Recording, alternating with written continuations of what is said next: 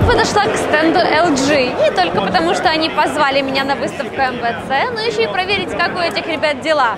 В то время как Samsung загибают экраны смартфонов, LG гнут смартфоны полностью. Что могу отметить, LG научились гнуть за недорого. Одна из таких кривых, не в плохом смысле слова, новинок LG Magna. Magna немного напоминает мне смартфон LG G3s, который я подарила своей маме, но из новенького могу отметить, конечно же, кривизну и заднюю спинку, которая раньше напоминала металл, а теперь она вот такая вот полосатая. И, честно говоря, когда я провожу вот так пальцем, мне очень щекотно и так зудит в зубах, неприятно. Дисплей, судя по всему, практически не изменился по сравнению с G3s. 5 дюймов, разрешение HD, олеофобное покрытие так и не завезли, но зато появился датчик автоматической регулировки яркости. Я тут сместилась на 3 сантиметра влево и увидела LTE-версию Magny.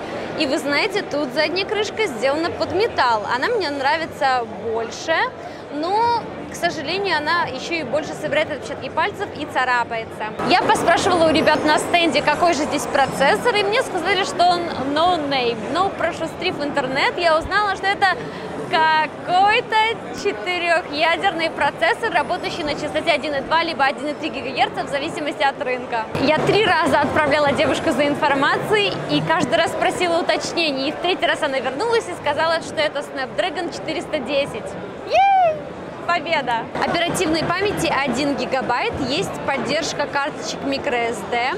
Батарея на 2540 мАч, что неудивительно, учитывая толщину практически в 1 сантиметр. Интересно то, что она съемная.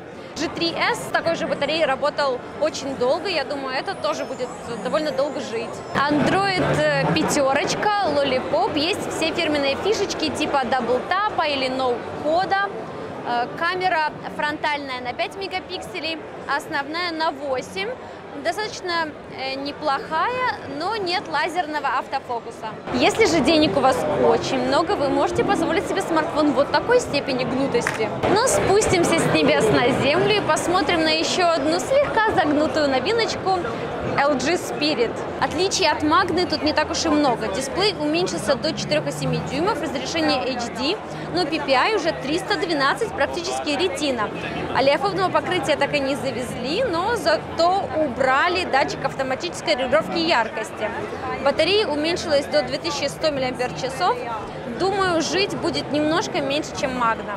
Итак, мы с вами подобрались к практически минимальной гнутости. Встречайте LG Leon. 4,5-дюймовый дисплей и разрешение 854 на 480. Как и все экраны в линейке, дисплей Leon выполнен по технологии In-Cell Touch, что означает полнейшее отсутствие воздушной прослойки.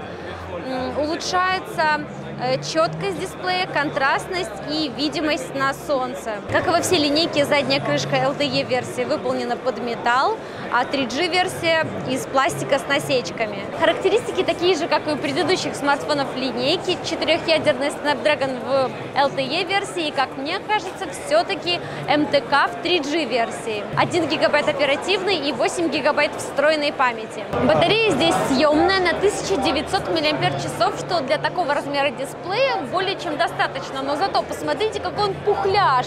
Мне кажется, сюда могли бы войти и 4000 мАч.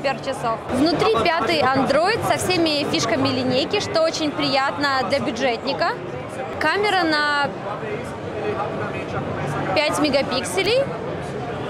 Я думаю, покатит. А вот совершенно ровненький и толстенький бюджетничек от LG под названием Joy. Тут 4-дюймовый не IPS дисплей с разрешением 800 на 480 и с наличием воздушной прослойки.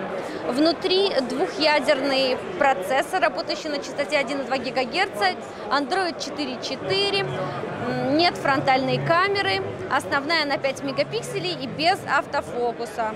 Тут уже 512 мегабайт оперативной памяти, 4 гигабайта встроенной, нет привычных кнопочек сзади, но что выделяет его среди других бюджетников, это наличие смарт-функций LG, таких как Double Tap.